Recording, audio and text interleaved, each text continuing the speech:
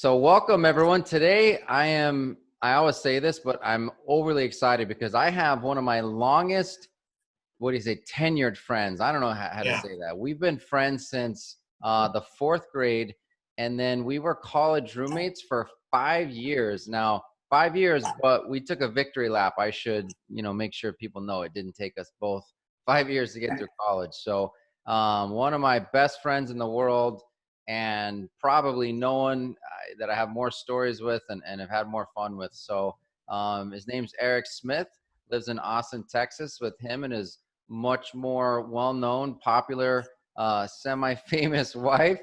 And we have him today to talk about some pretty cool stuff in terms of a side hustle. So Eric, please introduce yourself. Yeah, great introduction.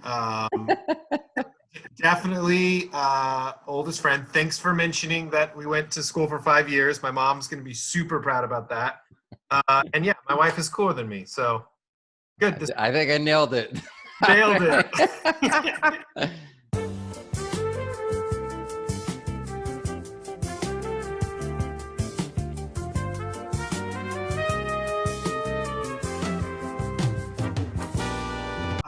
I live in Austin. We haven't always lived in Texas. As me and Brett both grew up in New Mexico.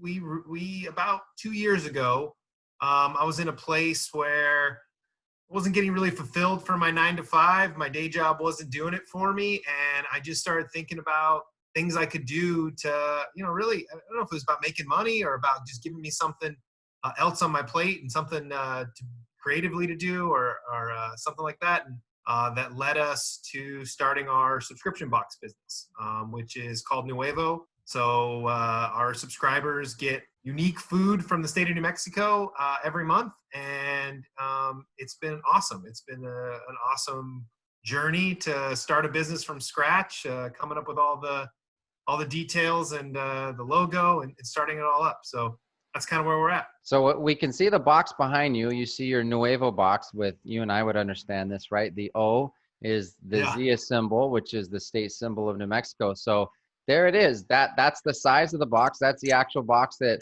and I think every member of my family gets every month, and it's full of different kind of New Mexican cuisine, and that's the whole business. I mean, it's pretty Yeah. fascinating. New Mexico is a really big geographic state and a really small population state. So what that means is the culture and the food culture, especially that starts in New Mexico, is actually really hard to find outside of the state. Some of the food that we grew up on, you can never find. And that was really the problem that we were coming out to solve. I think every business has to somehow solve some problem for people.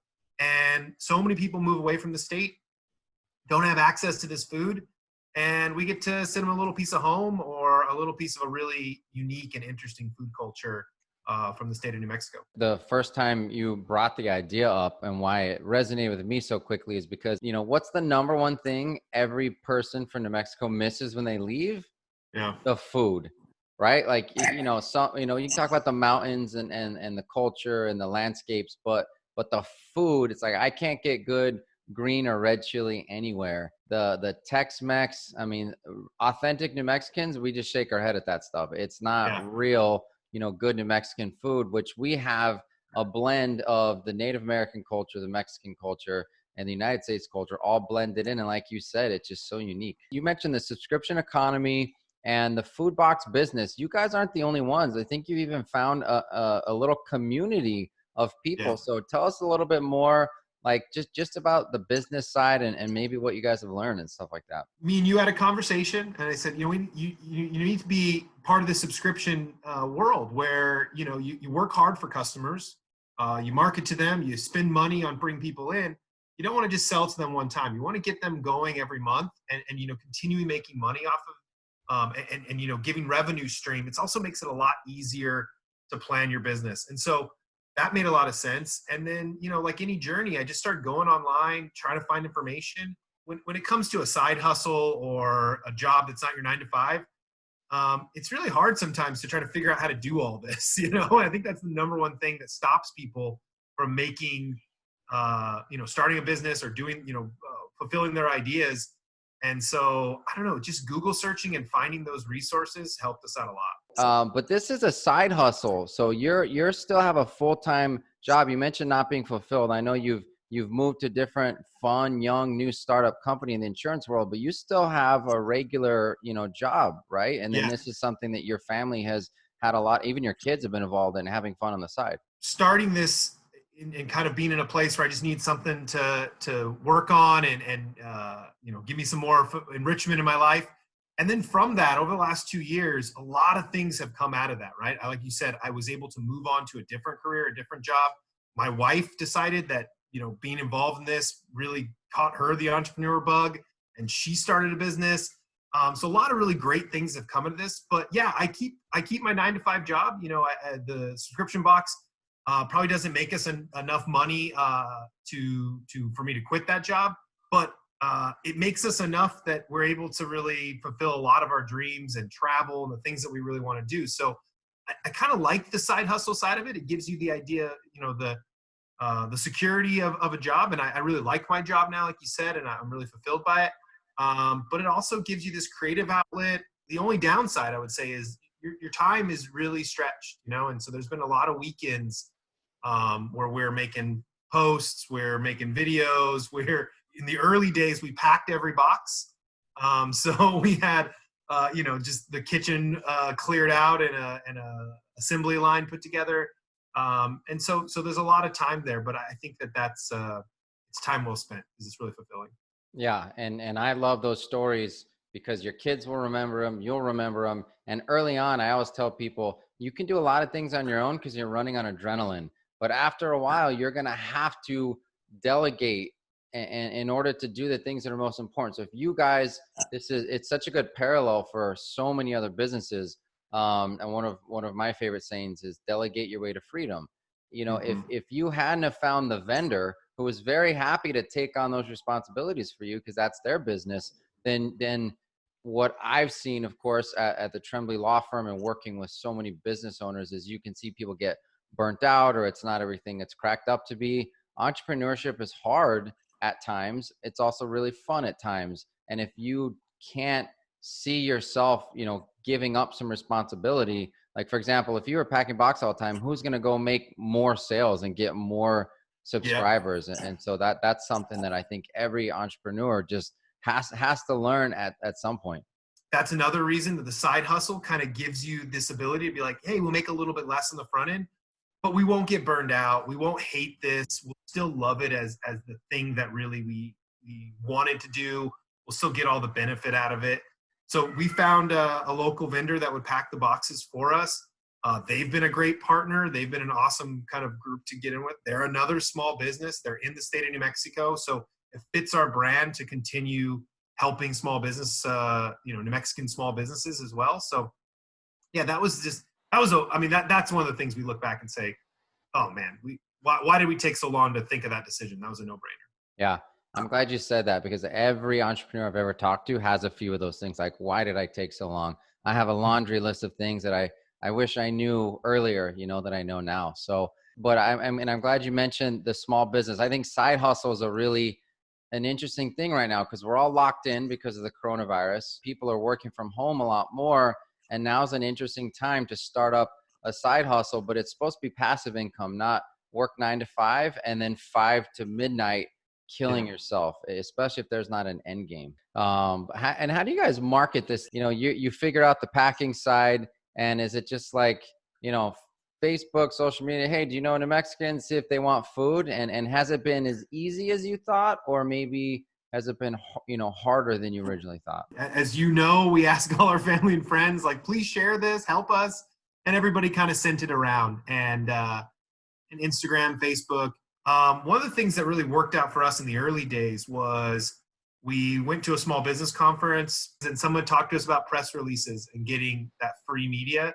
So we just went home and wrote up a press release like we knew what we were doing, which we didn't, but we pretended, and sent out press releases to all the local media. That blew up. That was the number one thing. There was nothing we could have done that would have got us that exposure. We were on local news one night. It was on at 11 in New Mexico. We went to sleep. We woke up. We had like doubled our subscribers. I mean, it just went like that. Wow, that's awesome. Boom, all day.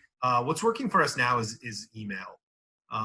We worked hard to grow thousands and thousands of email addresses. And so when we send an email out, we get orders. I think why it works is that it just kind of goes out of the clutter. Social media is getting really cluttered. And I will tell you on marketing, the thing that didn't work. Here's the part that sucked for us. We were thinking we'll go to events. Okay, we'll sell ourselves. We'll go to these events. We'll hand out free stuff. People will come. That worked like nothing. Not one person wanted to talk to us. That was one where we spent a lot of money flying around, going to events, and we got nothing. Well, I mean, that's a good lesson, though, as they say, 50% of marketing works if I only knew which 50%. There's a segment I want to do. Okay, this is my first time, and we'll see how it goes. But I was looking at some logos recently, and we were getting one of those logo contests, right? So what I wanted to do is pull these up and see what we can come up with. So let me click here. And I don't have a name for this yet, so you got to help me name this. You need a jingle too. I mean, can't have a segment without a jingle. Need a jingle. I need a jingle. Just you and I have never seen these before, right? I just clicked on it. Double Doug Dare. Like what this first of all, I love his 1 o'clock shadow, right? He's kind of his mustache game is looking good for sure. So is this guy cannot be named Doug though. Like there's no way this guy's a Doug. No, this is where you go find Dougs. You got to go dare Dougs. So you got to go. I mean, it takes a lot of work, but you go out, you find Dougs, and you dare him stuff. The thing that makes me trust him though is his T-shirt under his jacket, like not a polo, not a button down, just the T-shirt. That's this guy saying, I can help you find Dougs, and I'm so comfortable with myself, I don't need to put on anything other than an undershirt.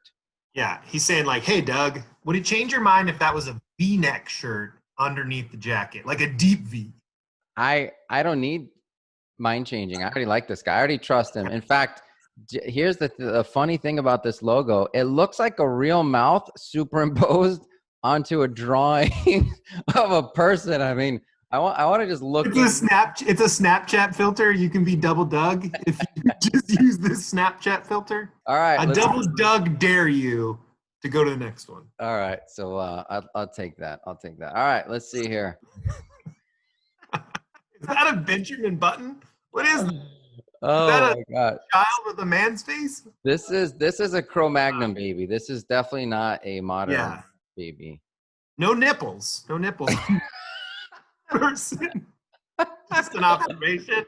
A weird observation, but an observation. I feel like T-Mac is the guy that like sells you stuff out of his like trunk. You know this because we went to similar schools growing up. But like, there's always the kid that sold the caramel apple suckers. Oh yeah. That was you. That was me. What are you talking about? You would always do that stuff. I was T-Mac in the back of my trunk. Yeah. I love this logo. I don't know what I'm gonna look up T-Mac. So Dr. Dave's Reptile Safaris. Not a doctor. Not a doctor. It's not a doctor. If you're gonna at least trust that Dr. Dave enough to pay admission and not hold on to your kids for dear life like they're gonna get eaten, right? Like I kind of like Dr. Dave. He's not a doctor, but I like him. What is he shrugging for? Is he like, hey, like they're just reptiles? Sorry, they don't do anything. They just sit there. The frog's tickling him. So that frog looks a little too happy. And is the snake high? It's hot. It's hot out. You see the sun? It's melting the snake. There, he's supposed to be in water. So he's like, I want to squeeze Dr. Dave, but I don't have the energy. And Dave's like, see, I am a doctor because I can get away with this. In all seriousness, I do like URLs on the logo because I now will probably put reptilesafaris.com in. This is free promotion, so I hope there's not an alternate world where there's some other guys looking at our logos and making fun of it. They're like, Dr. Dave's like, Nuevo, there's not even a website on the box. What is this guy doing? Where are the caricature drawings of his face? That's what we have to have. Listen, so Eric, we grew up in New Mexico. I have people ask me all the time, they used to say, oh, I've never met a New Mexican before when I meet them. now they say, oh, Breaking Bad. They bring up Breaking Bad. And you and I don't think have talked about this, but I think you're going to be on the exact same page as me. People ask me, oh, is it real? How realistic? And I'm like, listen, I grew up with about, 4 combos and 10 skinny Pete's that were all in my classes with me. I mean, they really nailed it. I would say I grew up with some Chukos, but they didn't quite get all the way to senior year. So how accurate is it? What's crazy is that they film all over Albuquerque. So you really, they do a great job of showing kind of the vibe of Albuquerque, but yeah, they get the words right. Even like everybody calls it 505, like they get the tattoos, like they get a lot of things right. You realize that the makers of the show have spent some time in the 505 for Absolutely. Sure. The towns. So they mentioned Los Lunas, which is your hometown in Breaking Bad, Tucum, Cary, and Better Call Saul. I don't know if you watch Better Call Saul. I usually don't like lawyer shows because they're so unrealistic. It bugs me, but I love Better Call Saul. Listen, Eric, this has been fun, man. What I want to do though is end with 3 rapid fire questions. So number 1, what is your best piece of advice, not for young entrepreneurs, but for new entrepreneurs? Because you can be any age and get that bug. So what do you have to say? Yeah, it's pretty easy to answer this one because it's actually advice that you gave me. So it's just start, right? It's just to get going. There's going to be a laundry list of things that you don't know how to do, or you don't know how you're going to make it work. But if you never get going, then you're never going to get anything done. So just get out there, buy the URL that you want to buy, research the business, do whatever you need to do to get started. So that'd be my advice, just to get started if you have an idea. That is unbelievably great advice that I gave. So congrats to you. You know what? Now that I'm remembering, actually, it was somebody else that gave me that advice. Well, smart man or woman, whoever it was. All right. So rapid fire question number 2. What is the worst business mistake you've made that you think we can learn from? I think it was just waiting. I had so many people tell me like, oh, you should try that out. You should do this. And I kind of got comfortable, I think. And I think comfort makes cowards of us, right? We don't want to lose that comfortability. My mistake as just a person was just waiting too long. As a business mistake, I don't think that there's any business mistake that I regret. Mistakes are actually really beneficial. If you don't learn something from mistakes, sure, it's bad, but I haven't had a mistake that we've made that we haven't learned from yet. Absolutely. All right. Last question. Fill in the blank. If I wasn't locked down because of the coronavirus, I would be... You know what? If we would probably be getting ready for a summer vacation. We had a lot of things we were going to do with the family. I would be out with the kiddos doing something fun, going to an amusement park or something. Because that's been the hardest thing for us is these kids, they don't even understand what's going on. They just wonder why they can't have fun. So yeah, I'd be spending time with the family. Awesome. So listen, tell us, wrapping this all up, what's next for you guys in the business? And then tell us how can we find you? How do we find you guys? Yeah. So anywhere on social media, we're Nuevo Food Box on social media. You can find us at nuevofoodbox.com. We respond to every comment. If you want to write something, next for us is really to work with business owners and companies that want to have business gifts. So I know your company has used our services. That really is our next place that we're trying to get into.